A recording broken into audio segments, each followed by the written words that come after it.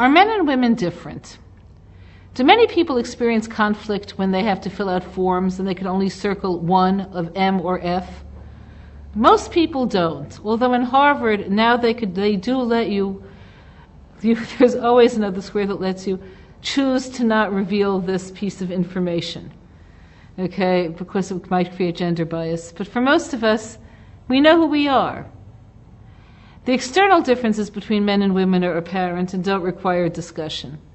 The question is it more than internal, more than external? And the answer is yes, by anyone's measure.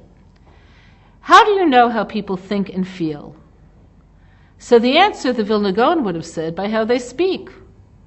What you say reveals what you think and what you feel.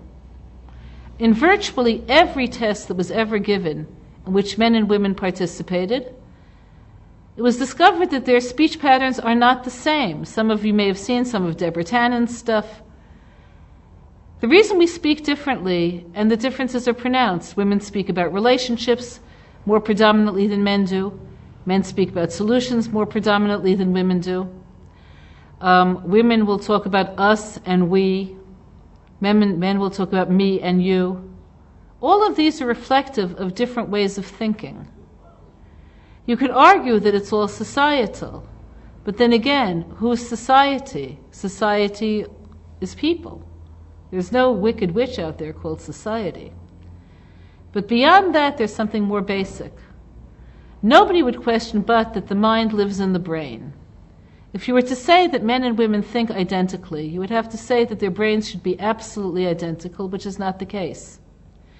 There are two differences. One is lobular, and the other has to do with the electrical flow between the two lobes. The lobular difference is pronounced, but it's relative. What I mean by that is just as when you say, who runs faster, men or women? Men do as a group, but not as individuals necessarily. I run faster than my 99-year-old neighbor. Lobular difference is pronounced, but there are exceptions. The flow of electricity between the two sides is not that. The same way you would say a woman is a woman because of her physical signs of being a woman, or a man by his, the direct gender differences. The electrical flow really is more in women's brains and less ordered. This would be true in virtually everyone. My real question, and this is the question I'll leave you with, is what is it for people to say men and women are the same? Why are they unwilling to say that women are different and that seeing things in terms of seeing reality in terms of relationship and of us is okay? Why try to mold women into men, which is almost always the underlying reason for trying to prove that they're the same?